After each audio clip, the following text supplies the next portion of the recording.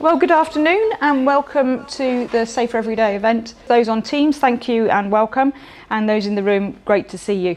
We have two presentations today, both link really nicely together, and it's around food, which probably motivates many of us in the room and on Teams, I would imagine. So I'm going to not say very much, and I'm going to hand over to Sue Lesbrough, who is the Deputy Ward Sister of Tortenay Ward, which is our assessment ward for people with dementia. And they've been working on a specific project to enhance mealtime. So I'm going to hand over directly to Sue right now, and she's going to share her presentation. This is the one that is interactive. So I've already put a message on Teams. We need your input. Thank you. Well, good afternoon, everybody, and thanks for turning up, those of you who are here. So, as Vicky said, my name is Sue Lesbrough, and I'm Deputy Ward Sister on Tortenay Ward, which is an 8-bedded assessment unit where we look at all aspects of people's lives. The reason why we wanted to do something about food times is there have been some issues with meal preparation and how the meal's presented, and the fact with dementia there's so many things that can go wrong when people are having with dementia. So the aim of this presentation is to provide real-time information from the experiences of Tortenay Ward staff, service users and visitors. Reflective practice on dietary requirements and enhancing service user meal times. So this is an interactive presentation, and I would welcome your involvement if there are areas where we could improve upon. So we're talking about food waste. So on our ward it comes up cooked chill and it's all reheated again, and some of it doesn't look so nice, sorry kitchen, but it doesn't. Some of the food is quite tough. Some of the patients, maybe it's food that they don't like because it's all kind of like curries and things like that, and they may not have had curries when they were in, when they're in their 30s and 40s. It might not have been anything they'd like. So what we were doing, so we had to kind of throw that away. So there was a lot of waste in that respect, but it's about what could we do better, what can we change as a team, and how can we go forward with this. And we also felt that when you eat, you actually eat with your eyes. It's so important, and unfortunately some of our patients, they don't see very well, so it's making sure that they're wearing their glasses, and it's about vibrant colours, and some of the meals that are that come are all the same colour. So they all kind of merge into one, and it doesn't look nice. So we also have different stages of diets: that soft diet, medium diet, normal diets. And some of the soft diet that comes is quite repulsive looking. It comes in like a Chinese takeaway, a dish sort of thing, and you open it up and you think, well, what's that? And then it could come the next day, well, what's that? Because it's almost the same colour as what the day was before.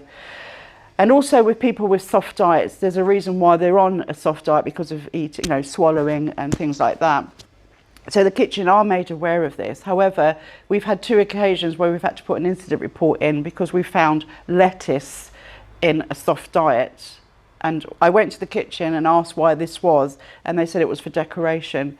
But I said the reason why this person is having this consistency is because they can't chew and swallow.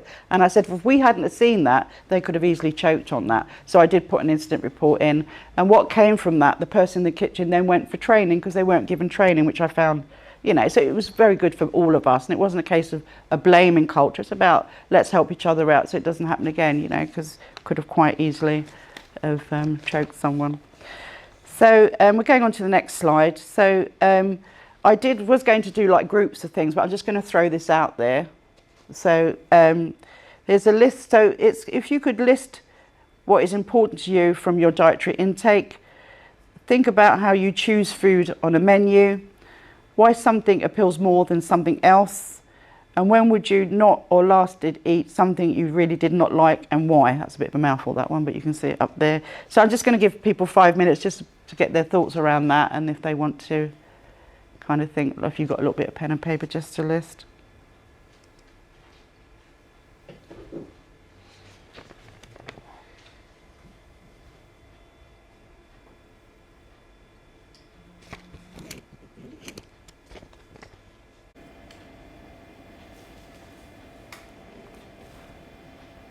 people are responding on Teams. So That's good.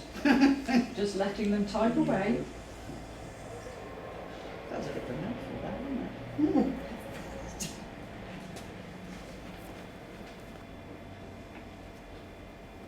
So we've got how the food looks and the energy it gives me. Oh, good. Yeah. Perhaps those who are in the room perhaps could also just shout out what yeah. you've got. Yes, low fat stuff is like, you think it's doing you good because it's low fat, and then you find out there's 25 grams of sugar in it.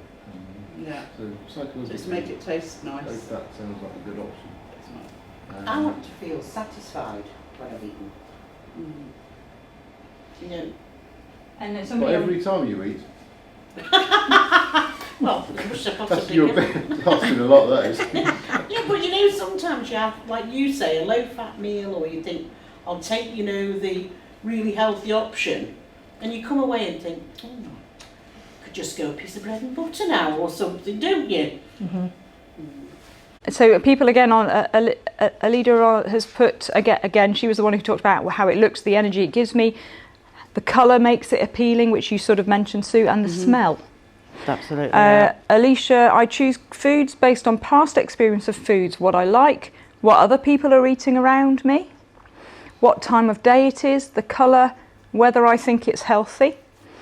And Amy, important for her is healthy and with nutrition, possibly with a sweet treat when fancied, whether it sounds plain or flavoursome when picked from a menu. Joe has put preference, what other people are choosing off the menu and if I will be jealous of their choices. I mean, how often does that happen? Where you then go, oh, I wish I'd chosen that. Or can I try a little bit of that? Well, no, not really, because you should have ordered it. But yeah, we've all done that, I think.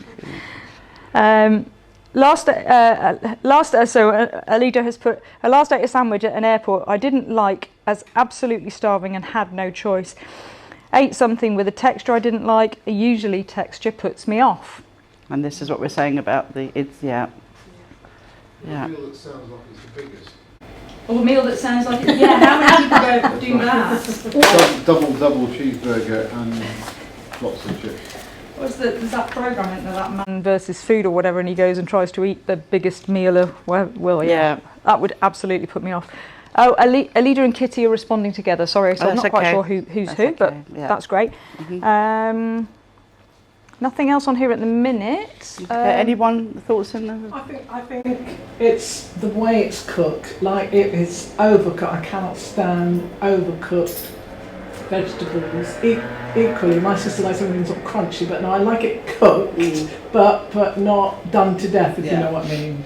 That's interesting that you're saying that, because the vegetables that come to our ward sometimes are so hard, and the poor, our patients, that they're bouncing and they do struggle. But obviously those days where it's all mashed up as it was, and this is it, you see, they won't do that because it takes out all the goodness, and it's not supposed to be, is it al dente they call it or something?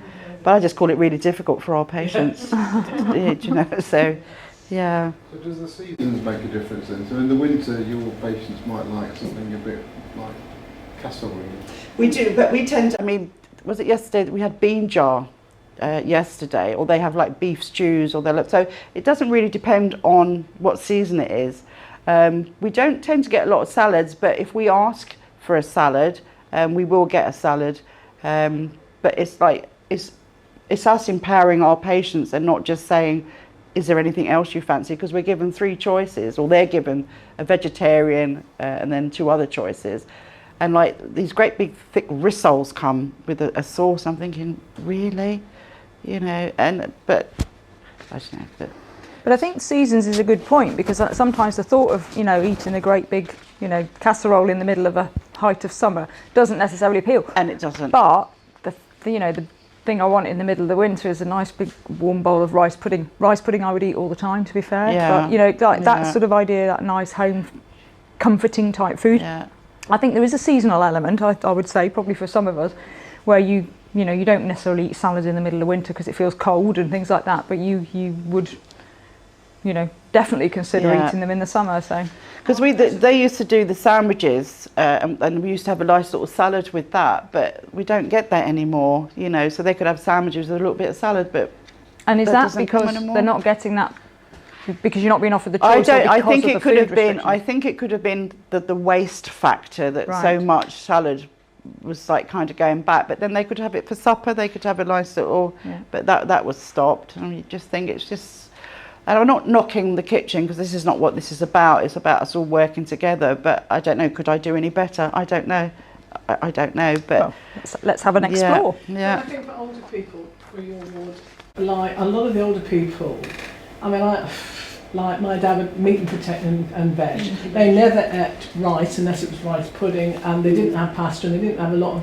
And also, when you said about seasonal, that was very true. I mean, we had tangerines on Christmas Day. We didn't have them the rest of the year. Yeah. And maybe for some of those older people, you know, that they were used to growing and eating what was seasonal rather than, you know, like fresh pineapple. I never had a fresh pineapple till I was adult, sort of stuff. So I don't know if that makes a difference. Yeah. To It's interesting because they do tend to go for the rice puddings or the sago pudding Yeah. because that's reminiscent, you know, of exactly being at that. home. Like Sunday, you have like a rice pudding, but I like it with the brown skin on it. But they don't get that. They just like, but you know, so they do enjoy their puddings. I have to say, they do like their puds more than their main. So is there any more feedback? Is that everyone? We can go on to the next. I think that's Amy's typing something, but you can Yeah. you can carry on, and I'll put that in when she finishes. So the next slide that's coming up is about considerations which led to our mealtime changes. So we were getting, and we still do have a lot of service user feedback, and it's about taking them on board and what they're saying. And one of the biggest things that came back from it was how tough the meat was, how dry the turkey was. Even though there was gravy and things like that, they just found it really, really difficult. And again, we give an alternative, or we have to offer something else, and they might not like what the alternative is. So you might end up having to give them a sandwich because you want to, you know, they need to eat something. Going on to the next one, people with dementia forget to eat, and they do forget to eat, and they do forget to finish a meal. Or you turn that around, you have people with dementia who just keep coming and asking, I haven't had it. Well, yeah, I haven't had anything. And with someone with dementia, it's so difficult to say, well, you have.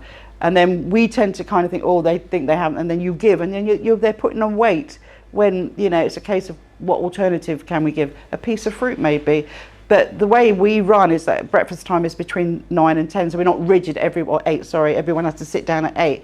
They come at different times. So patients that think they haven't eaten will see someone else eating, and they're sitting there waiting for their third breakfast. So that's kind of difficult with us. And also some patients, they like their own space, they like to take their time eating, and sometimes the nature of the ward and how patients are, it stops other patients from eating because they don't like the noise element.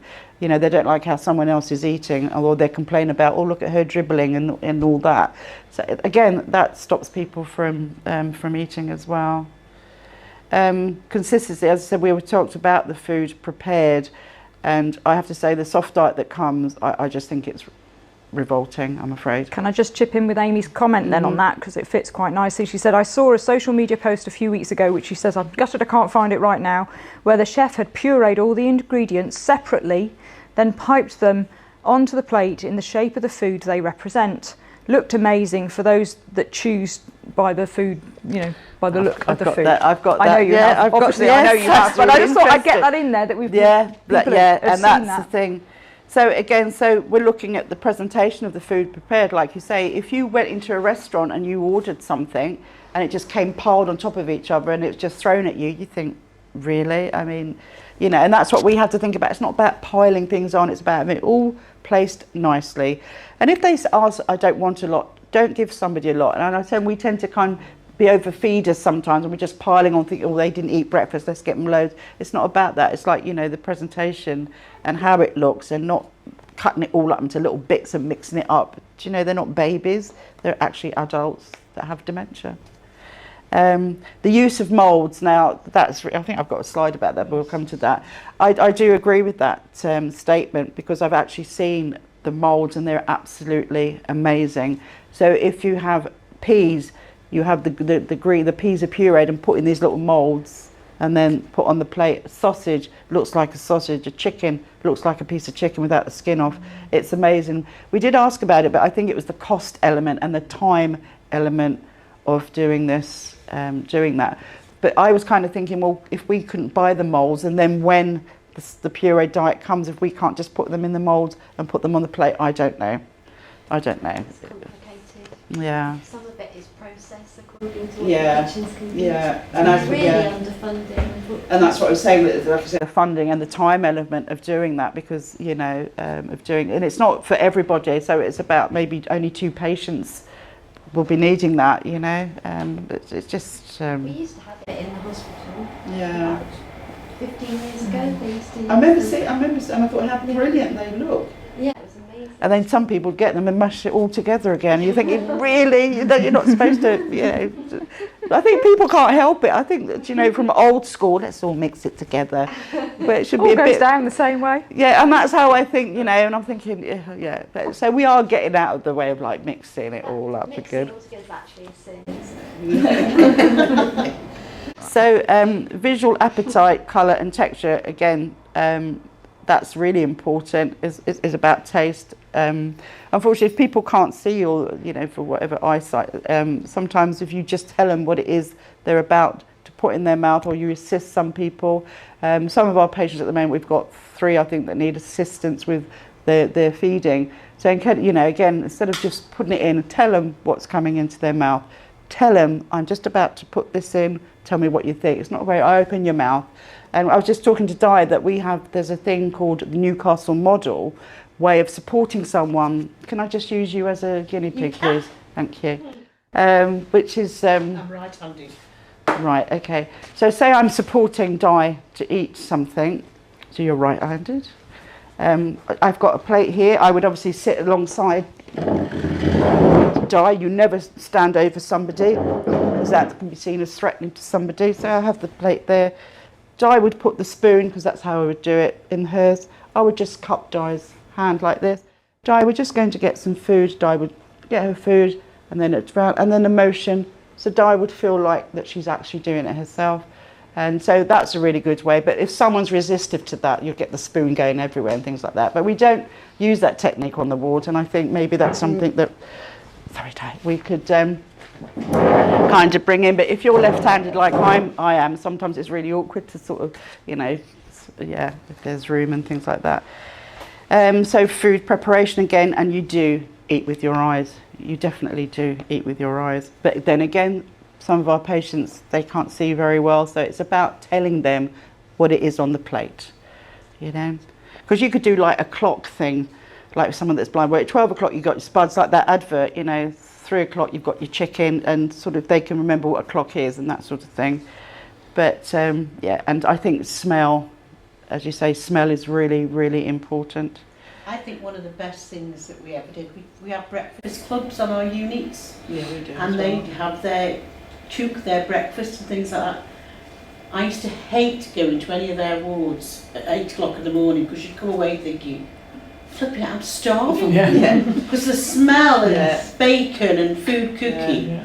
And it must have been a great stimulant to Yeah. everybody else on the ward, because you couldn't help it. All of us were walking away going, oh God, I wonder what they've got at the canteen. You know, it's just fab. Yeah, because we've got a staff member, one of our nurses has actually introduced the breakfast club, and people that can actually cook, they actually come in and do it. They're supported obviously by staff, and that, like you say, it's a real, and it goes on to the next slide, like social active eating, like they're all cooking it, and it's all just sat there, and it's all these big baps and, you know, egg and bacon and things like that. So that was quite good. And like you say, social active eating, and it is a social activity. It's about, if sometimes people that stay in their rooms, they only come out for their meals, it's a social gathering.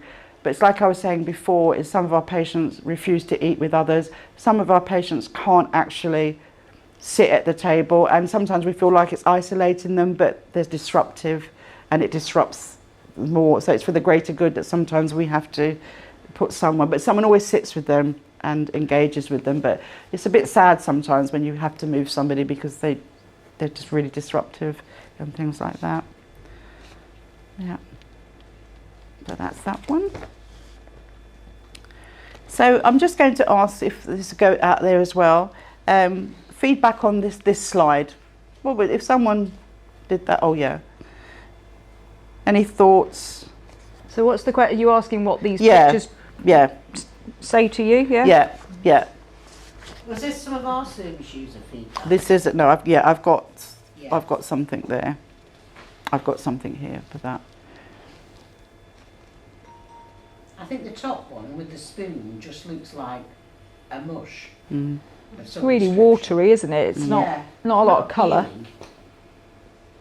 Tea and coffee is often served by people who have the same habits of moving through the space in the ward every day, and therefore the person who's at the wrong end of the ward always gets the cold cup. Yeah.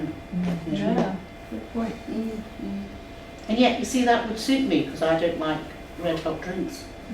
I like So mine you- lukewarm. yeah, And I people like tend them to take very mine soft. away. Well, that would be a lucky shot that you've got the kind of drink you liked. It wouldn't be sort of person-centred. It wouldn't be understanding that somebody likes a second cup of tea or likes it hot or likes it cold. But people will take mine away when I've got dementia Mm. because they'll think, oh, she doesn't want that. But actually, it's because it's too hot for me. Yeah. Cool. On Teams, we've got Alyssa has put unpalatable. I would imagine that's probably the top one. And Sue has put, they'd say, I'm not eating that, in reference to the top one. And the bottom one as Second well. one could be that it's cold food, which is yuck. It could just be the presentation, I guess, on that one Yeah. as well. Any more comments from anybody on Teams before we move forward? Yeah. Yeah.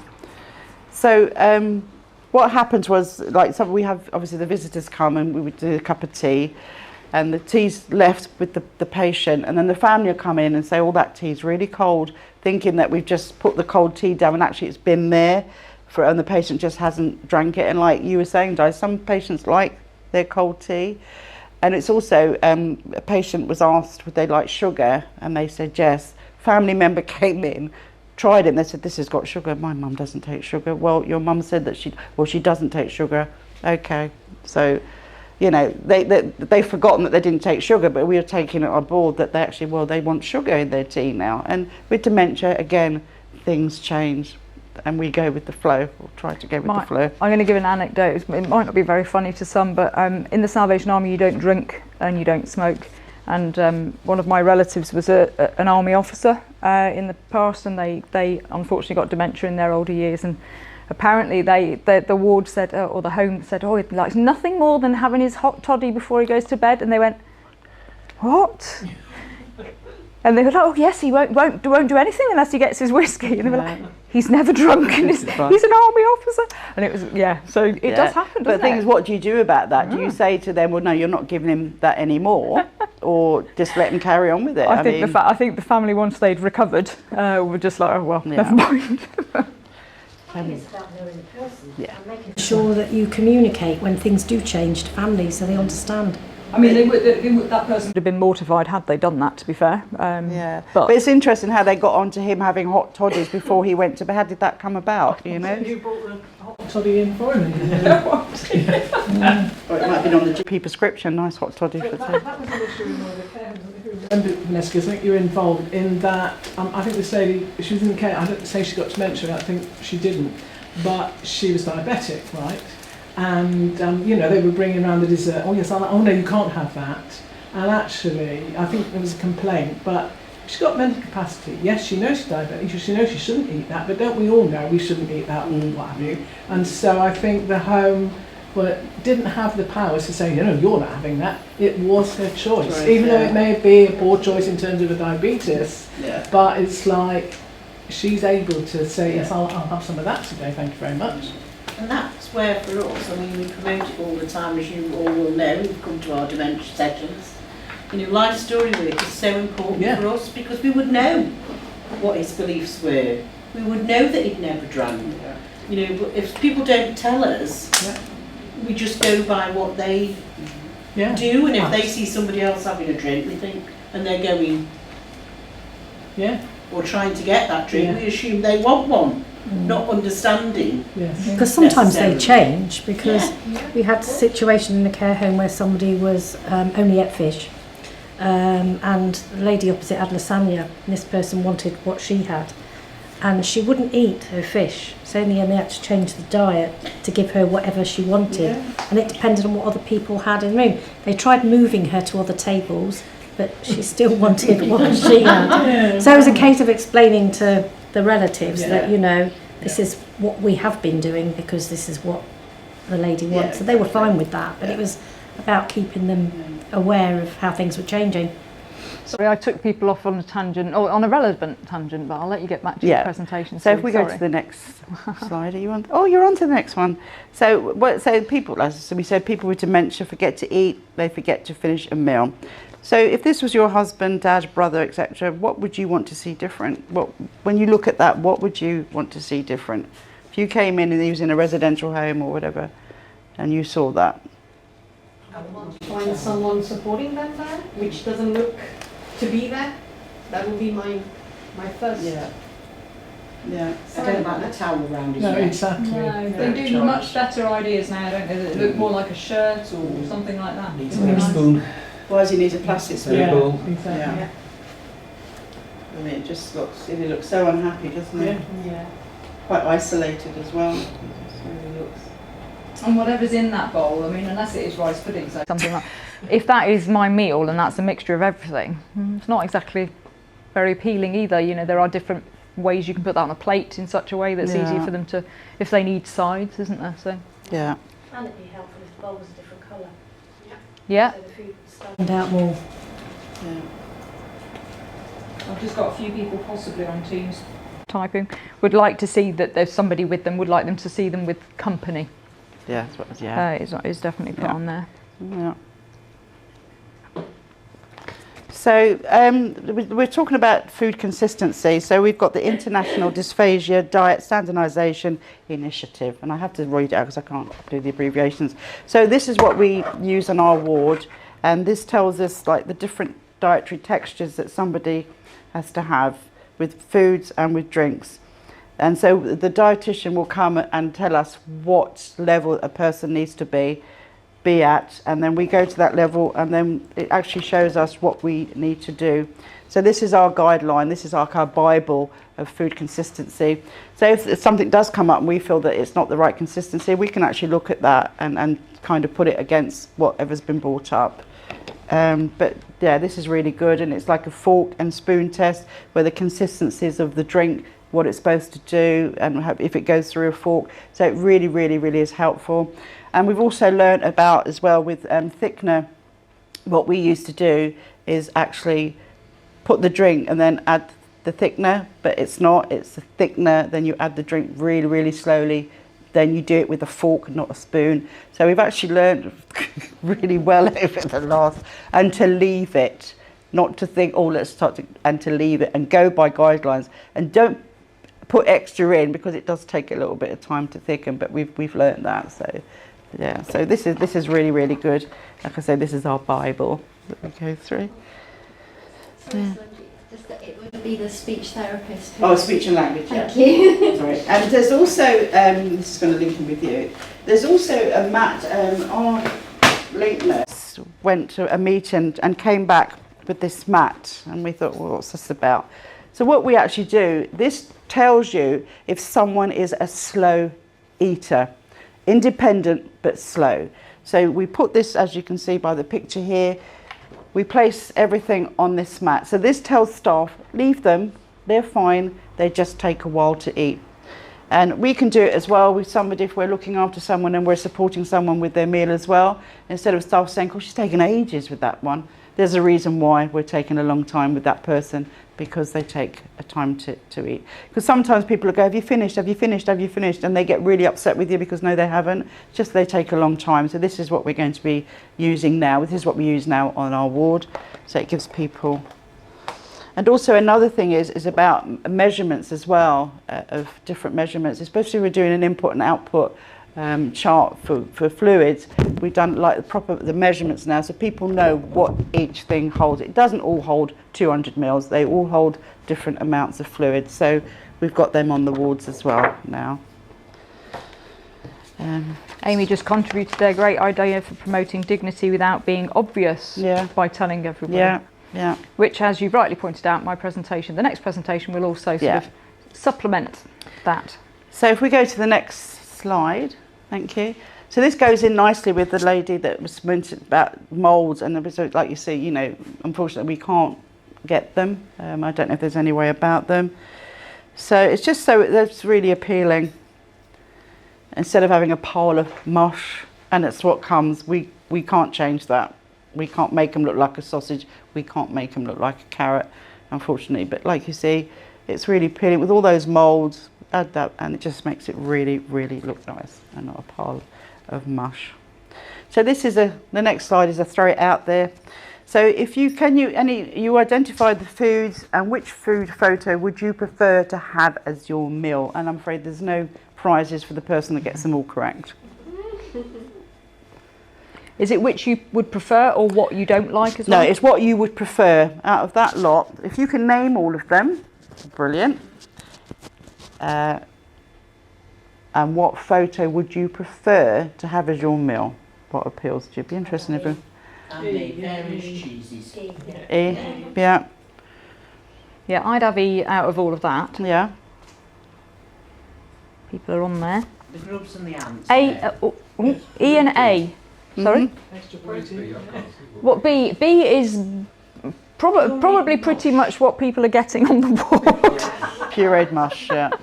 So it looks It looks like broccoli Sloppy stuff. with something. Sweden carrots. Sweden Yeah, and carrot there's some sort of beef or and some something. sort of meat at the back. At the back, yeah. right. Okay. On teams, just for those on teams. So Amy would like E and A.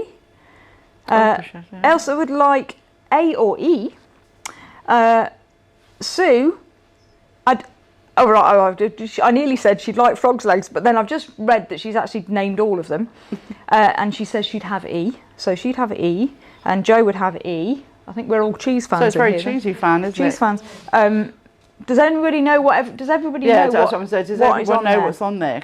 Sue Duff, I'm not giving it you. No, I'm don't not give even it to doing Sue it. because Sue. She knows. She knows. So I'm not going to let you have that. Sorry.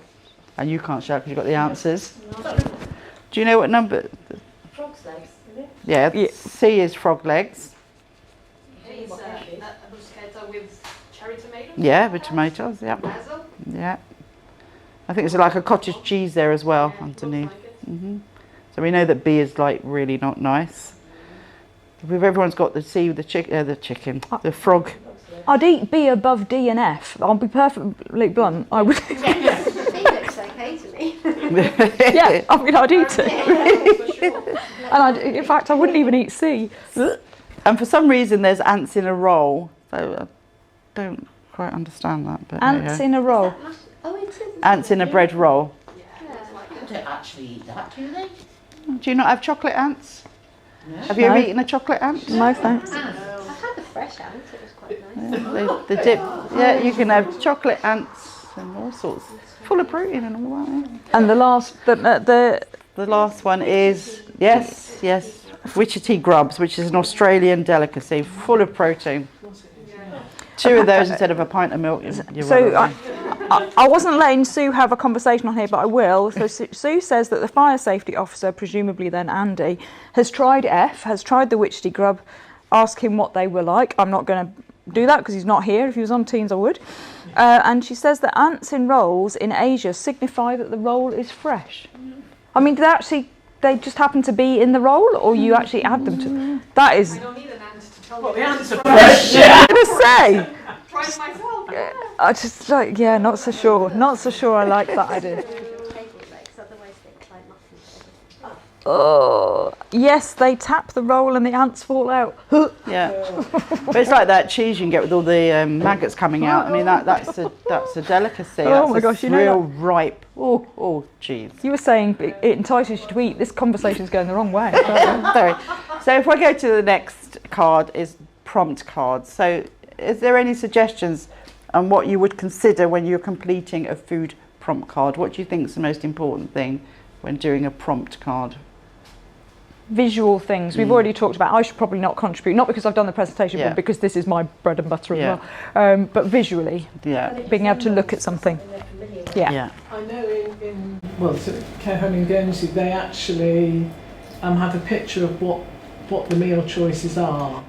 Yeah. Yes, in colour, so they know Yeah. rather than, Yeah. would you like fish and chips? Or they Yeah. actually Yeah. a picture of what it should look like, or it does Yeah. look like. I mean, because that's something that we kind of spoke about, but then it's like taking a photo of every single meal and someone taking the time to upload it, because our menu changes, I think it's every third week. So I suppose we only have to do it for 3 weeks and then just rotate it. Yeah. So that maybe that's a project that we can actually do as a team.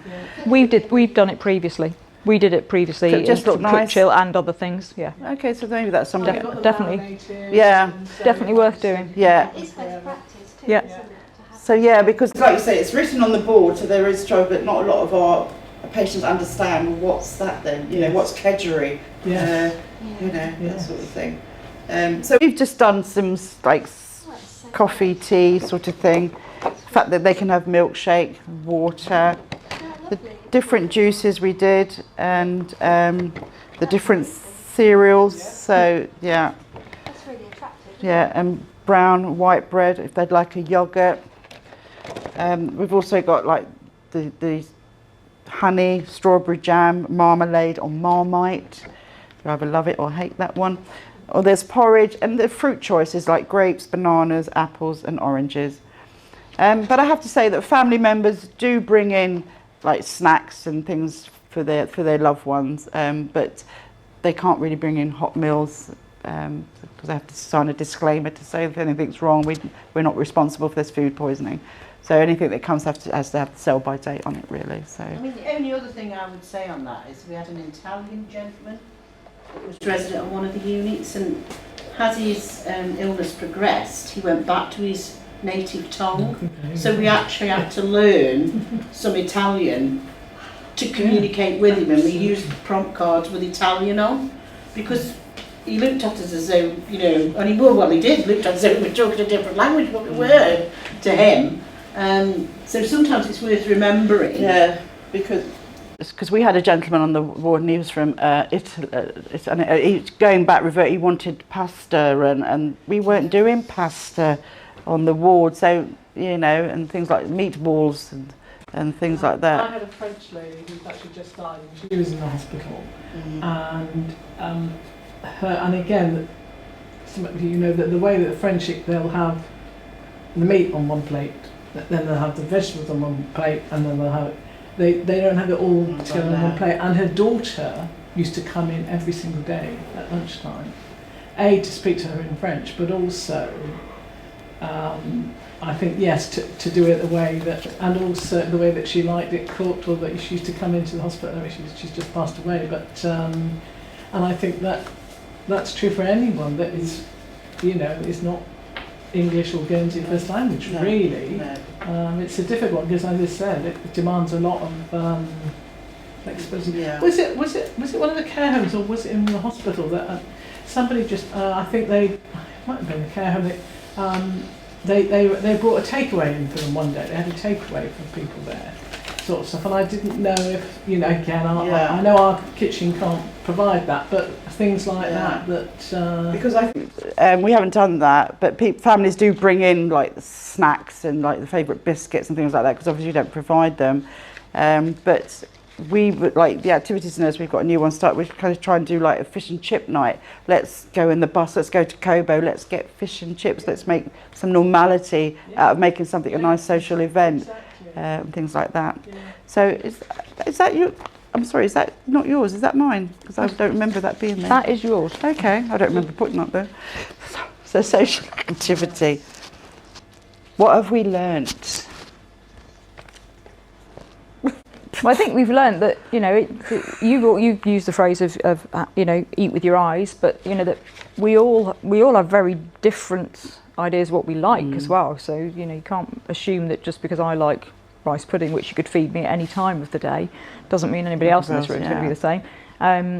but it's a very much, you know, if it's appealing, you're more likely to eat it. Again, you talked about the amount of food. Don't overface somebody because you put too much food on the plate. Most people don't want that. I've got Carol Atkinson. I had a lady who was Polish and reverted to her own language, but with an interpreter, it was found her speech did not make sense even to a Polish speaker. That was a challenge then. And Amy has put, isn't it funny how we place so much emphasis on holistic care, inclusion and consideration of cultural differences, yet we don't consider cultural differences when it comes to food. Regarding what we've learnt, Sue's put we've gained lots of knowledge, embracing the use of IDSI. You talked about the types of things where you've learnt about how you mix your drinks and how you need to take time with that and that it thickens over time. We've also, if you all remember those, in not just in HSC, actually because we did it wider, but the risks around Movicol, laxatives and the use of certain food thickeners causing potential choking hazards. And about engaging the patients and their families in likes and dislikes. That's what sort of, I think we've certainly covered. But also, eating is, you know, it's a social activity, and people who, you know, have family here often, you know, our family have loads of family meals for a birthday, an anniversary, Christmas, and things, and that's the difference when you're in care, when you're in a ward, when you're in a care home. That's not your real, you know, and like you said, a lot of people, certainly in Alderney, they're in their room, there's their meal, and they certainly eat it on their own. And I've got a lady who's got dementia, who's lost her sense of smell and taste. So, you know, she doesn't eat. She doesn't eat, and she's losing weight because she gets no pleasure from it. That's a really difficult. It is, but we actually care plan if a relative can come in, because meal times to me is a protected thing. However, if someone will only eat with the relative there, what we tend to do is that we care plan it, and the relative comes in, they go somewhere private, and they will sit down and eat with their loved one, and that way that encourages that person she hasn't got a relative to eat. here. I mean, her legal guardian is a local person in Alderney, and I often see her there at meal times with her, trying to encourage her to eat. I think one of my best moments in terms of social activity is Brayon is our unit where people are really quite frail, mentally and physically, and it's a bit like the United Nations working on Brayon. We've got every nationality practically within the work team, and they did a Filipino day, and they brought in Filipino food, and I walked in and I went, ooh, I don't think they're going to like that. Not with, you know, we were talking earlier about curry and strong flavours and things like that. They absolutely loved it. But everybody joined in with it, all the relatives came in, and they, you know, everybody, all the Filipino staff that we've got brought in a different dish so we could taste all these different things, and it was just such a fun day for everybody, for the relatives, for the patients. And this is people that are really quite advanced in their illness.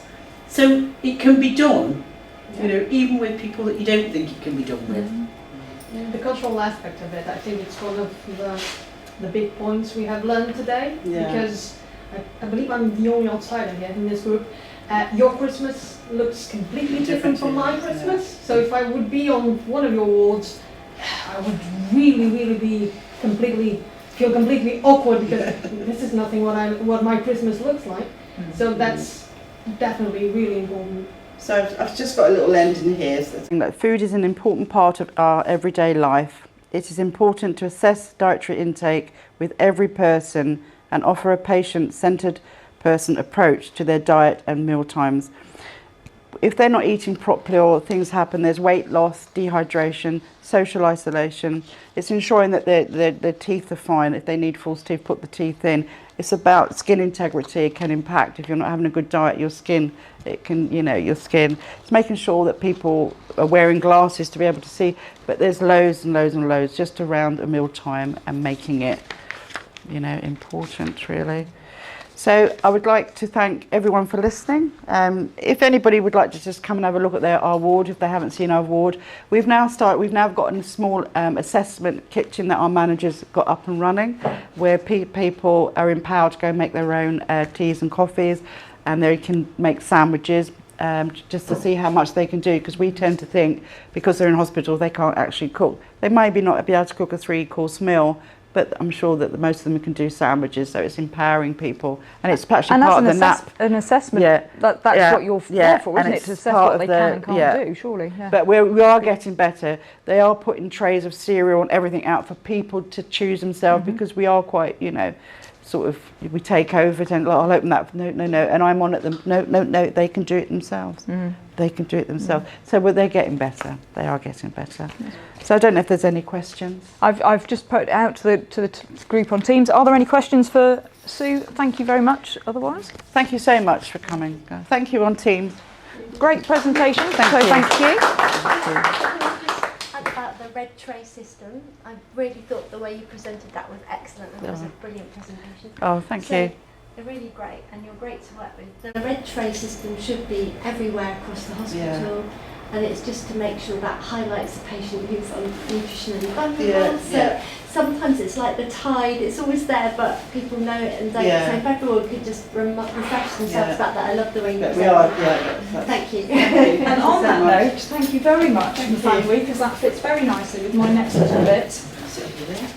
Thank you so much. Thank you, Sue. Thank you. I know what she is.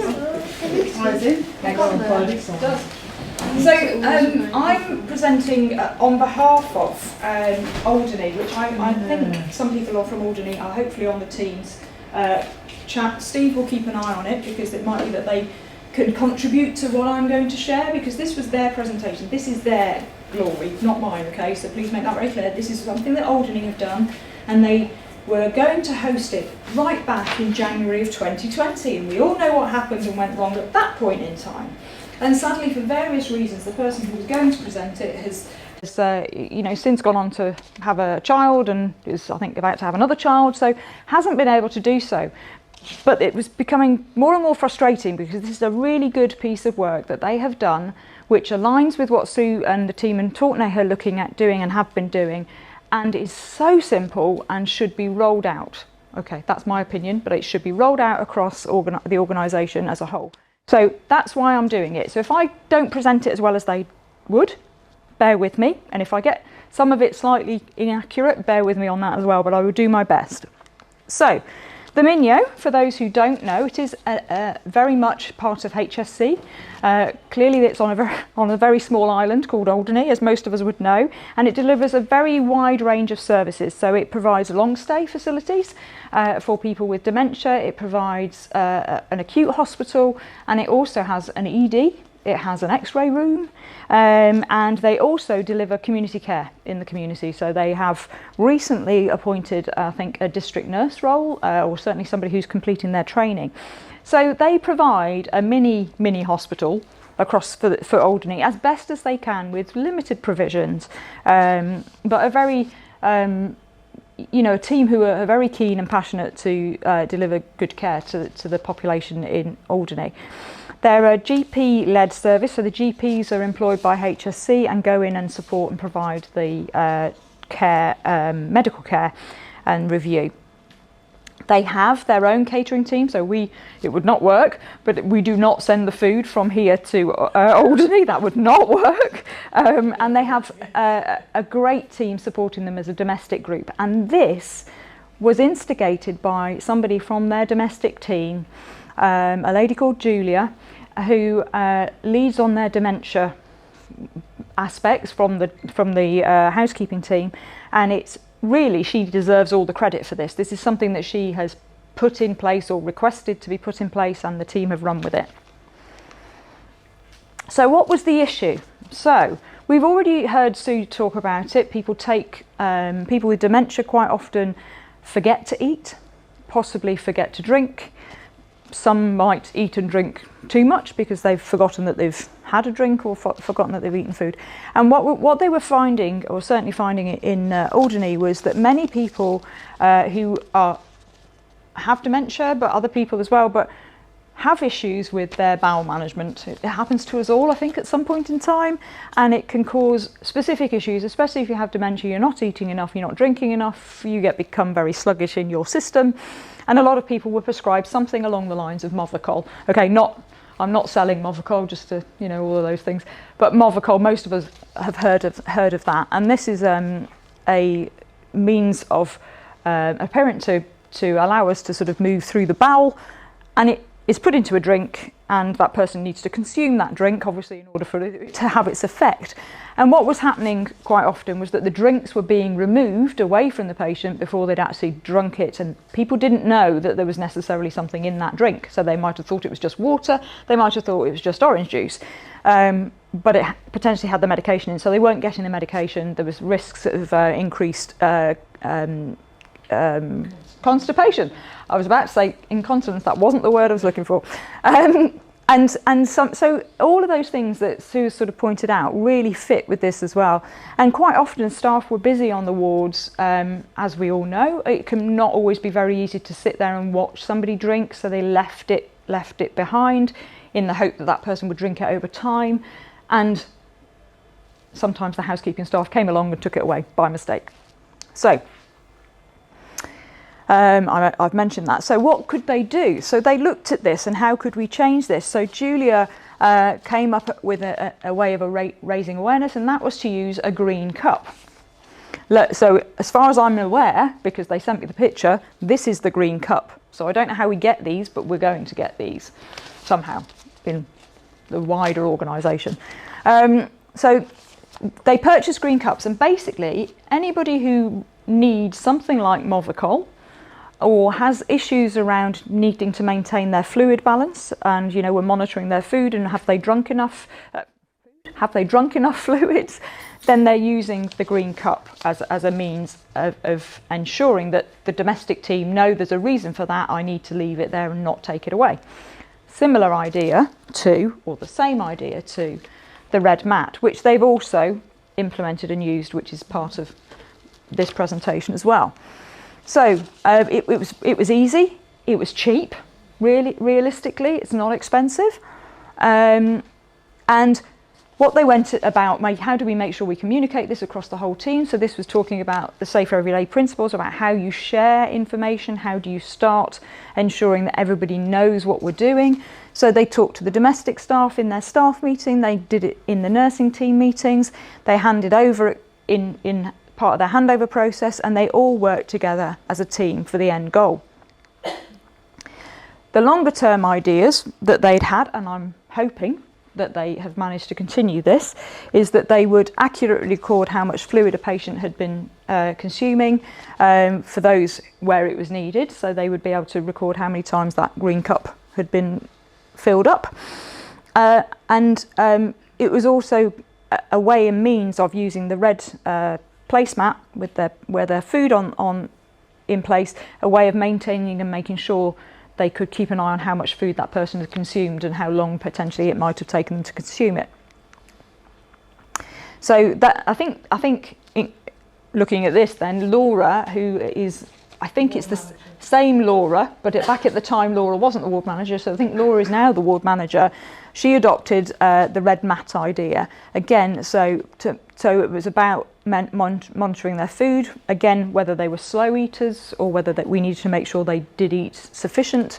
And again, all of these things are they're really simple ideas, aren't they? But they are really visual, and it just helps raise that communication amongst teams. And as Amy on Teams rightly pointed out, it's a subtle sign rather than clearly having a sign above somebody's bed or whatever that says, oh, you've got to make sure this person drinks enough, or you've got to make sure this person eats, or whatever. So it's a way and means of keeping it slightly more discreet but getting the message across.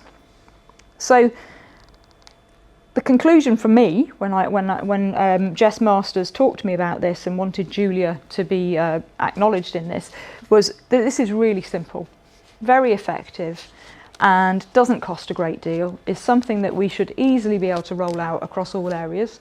And I'm hoping, Sue, you'll go away now and think, right, let's go and invest in some green cups, let's do something like that. And it could have a massive impact, both on making sure that people are getting the right level of nutrition and fluid intake, and that people are given and afforded the time that they need in a person-centred way that's not too intrusive. So, what's next? Well, this was 2 years ago. Oh, sorry. One of the menu say hello. Hi, Minyo. Nice to see you all. My question is it for everything but hot drinks? That's the question then to people from the Minyo. Is it for everything other than hot drinks or hot drinks as well? Because if you're giving someone a hot drink in the green cup and then you're telling staff not to move it, then it isn't a very appealing drink, is it, after half an hour? It depends who you are, though, as we've pointed out. So some people are, personally, yes, I'd want to vomit. But how would you know? How would you know? If you gave me a cold drink, I wouldn't be a hot cold drink. A cold hot drink. I wouldn't be very happy. But some people like to drink it cold. Just sort of discerning that you would, if you had no hot drinks in a normal, not green cup, yep. The green cup would then be for everything that was medications or water, cordials. Yes, my understanding, and if Laura's on the call, maybe Laura can clarify that. Maybe my understanding of it's for things where people were either on a fluid diet or Movicol or things. Cool. Good. From Alderney, drinks that contain medication and supplements, all of which are cold. All of which are cold. There you go. By definition, not for hot drinks. Not a hot drink then. There you go. Does that help? Helps you. Given out by the nurse administering meds. Okay, so they're part of like a medication round almost. Okay. So what I wanted to see, thank you for that clarification, Alderney. See, it's good that you're there because I could be telling wrong information without knowing. I would like us to see this spread. I see no reason why this couldn't be something that is implemented on the wards and potentially in other areas outside of HSC, in the nursing and residential homes as a way in a prompt. Yeah. Good. So that's really my focus, was to say this is really simple, shouldn't cost us a great deal, should improve. There's lots of ways that we can look at how this actually makes a difference, because obviously we're all about, from Safer Everyday perspective, we're about how do we know that what we're doing has actually made a difference. So what would that look like? Is that a case of looking at whether we've got as many people who are constipated? Is it that we've got people managing to sort of maintain and improve their weight or lose weight, whichever way around it might be. So I think this is something that we could easily do. I'm going to say over to Alderney to possibly answer any questions, if there are any questions. There might not be, but they're ready. They're ready and poised. So if anybody got any questions around that, please shout them out and Alderney will type away. Just wondering where Vanessa had seen them used. Highfield and they're using Greenacres. Yeah, they were using them for different colours for medication, but they had several different cups. They had one for hot, one for cold and one for medication. So it was blue, yellow and green, something like that, and the staff knew which ones contain what. So there's a scope potentially for us to possibly do that if that was required as well. So that might be nice. If you could perhaps find out, Vanessa, which were they using the green cup for the meds, we might be able to either adapt that slightly, but maybe there is scope for opening out to the hot drinks and other drinks if we were to get different colours. Is there anything from anybody? I was just going to ask, how does that tie in with IDSI in Alderney? Has that helped with, because obviously we were working with Alderney in improving everyone's training around IDSI. Has the green cup been significant? Alderney, did you hear Van That's really a very good question. So the question to Alderney is around, I've got the mic on so it might be helpful, so is around, with all the work that's been done around the IDSI programme, and you've been using the green cup prior to probably that training because that's been more recent, how has that impacted on your use of the green cup and your ability to use the green cup?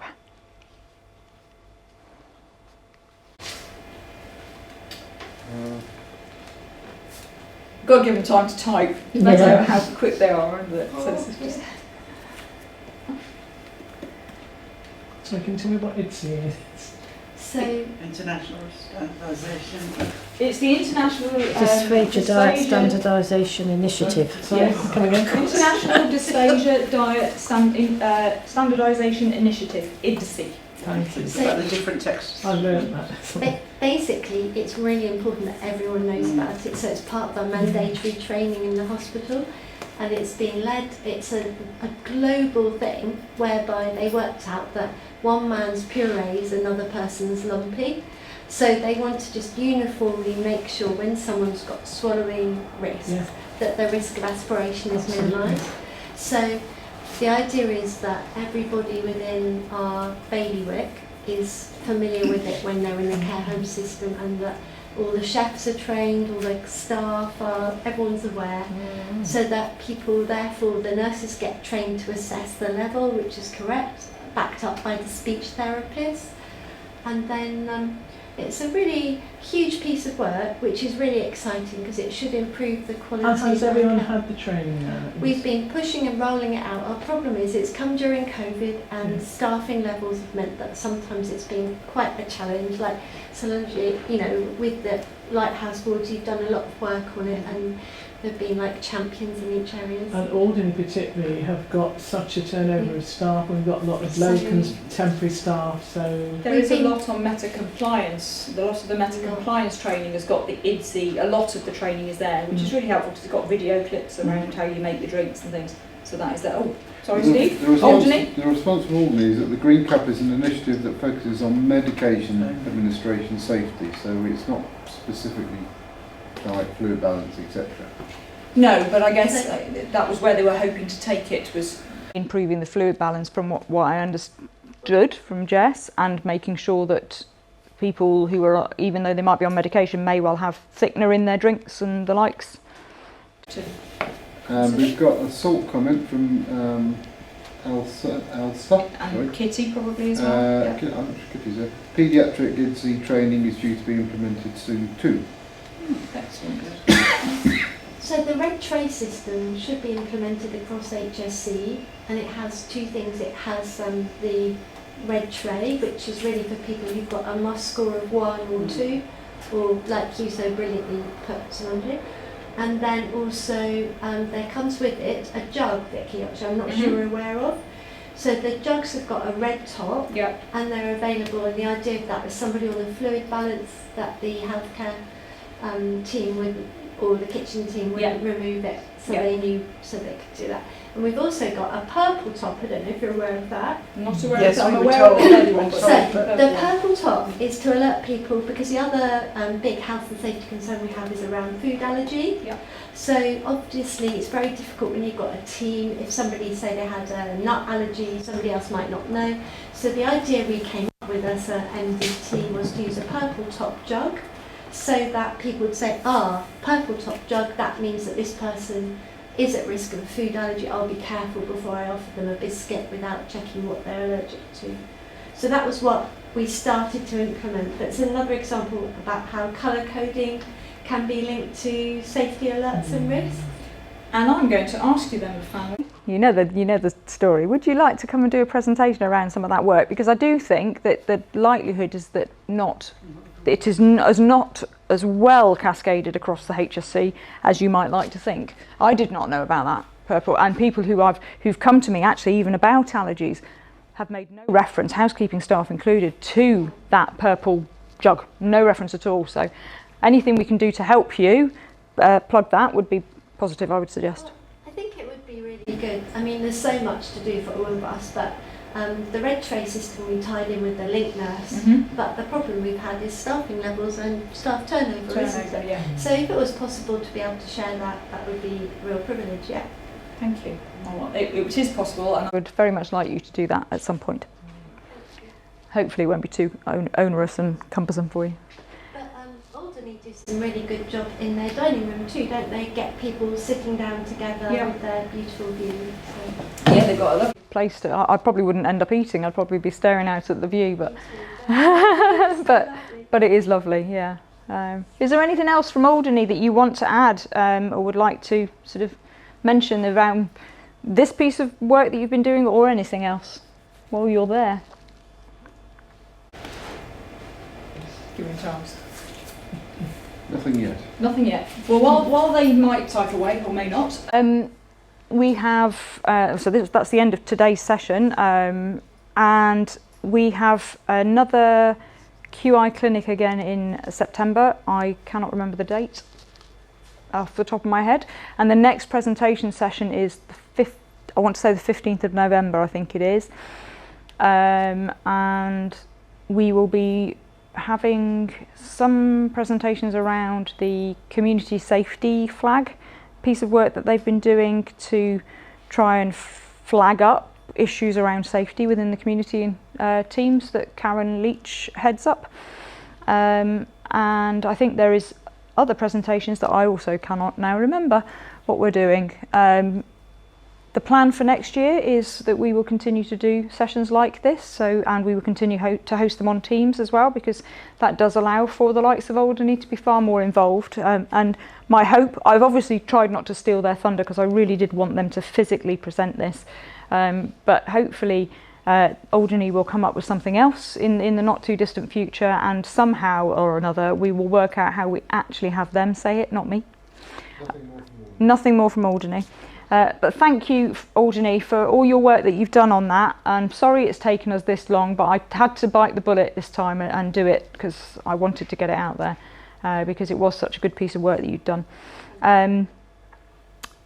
Yeah, so we're going to do the sessions again next year.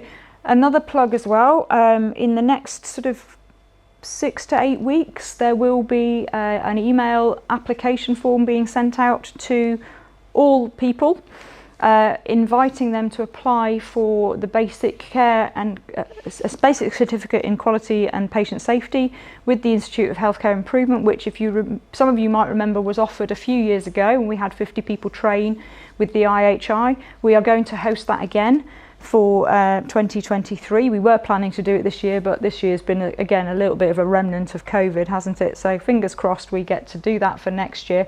So that will be an application process. There'll be 50 positions that people can apply for, all applicants to me, and yeah, hopefully that will encourage people to see how they go about making some of these changes in improving the care that we deliver, because we all want to do the best we can. So thank you all for your time. Thank you for being here. Thank you for those on Teams. Thank you for your contribution, and I wish you the very best for the next few weeks till I see you again. Could you share the green representation on Teams? I'm being asked.